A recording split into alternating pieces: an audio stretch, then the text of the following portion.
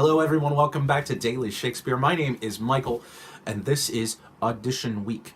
That means everything that I am going to be performing this week is a potential piece that I am going to be using for auditions.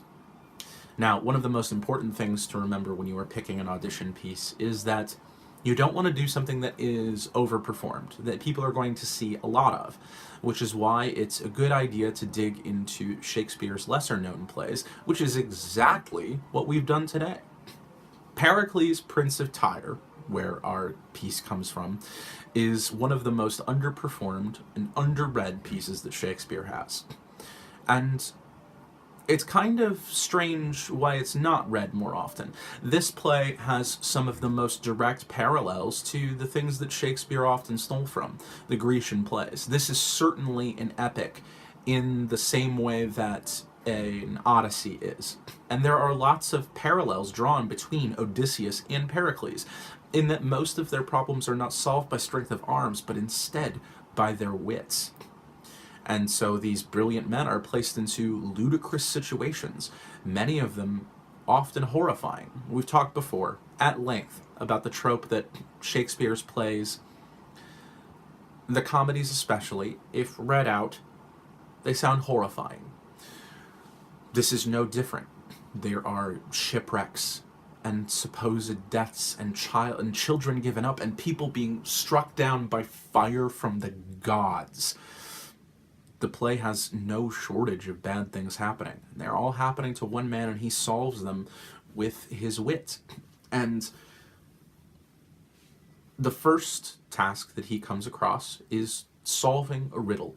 Pericles has come to Antioch, and King Antiochus's daughter her hand in marriage will be given to the man who is able to solve an unsolvable riddle. Now, when Pericles arrives and he's able to solve this riddle, he finds out that the riddle is in fact about how King Antiochus and his daughter are engaged in incest.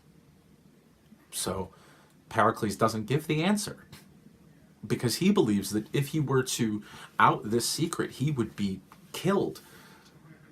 And of course, there is a catch, because if you don't solve the riddle, you'll be killed in 40 days anyway. This speech that we are going to do is coming from the first time Pericles sees Antiochus's daughter. It is beautifully poetic, and if you don't know what happens later on, you can very easily divorce this from context and give a very lovely, beautiful reading. Let's take a listen. See where she comes, apparelled like spring.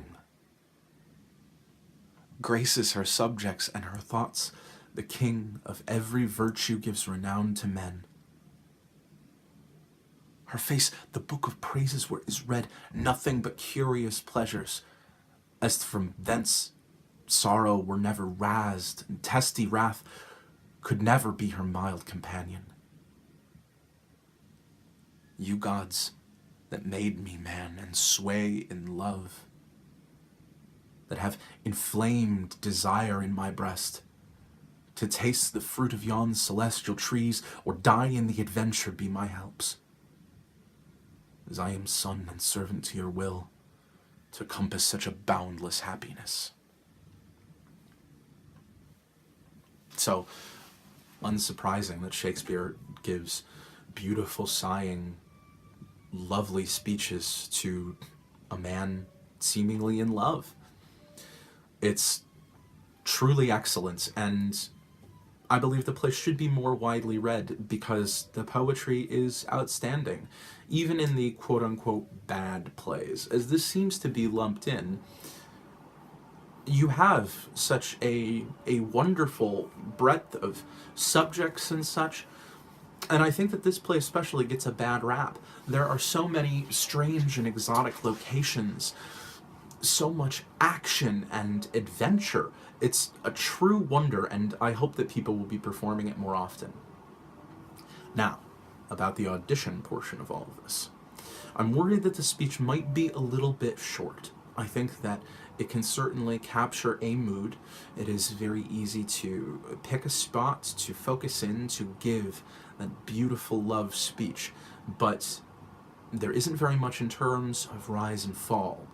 There's not a lot of chance to show very much range.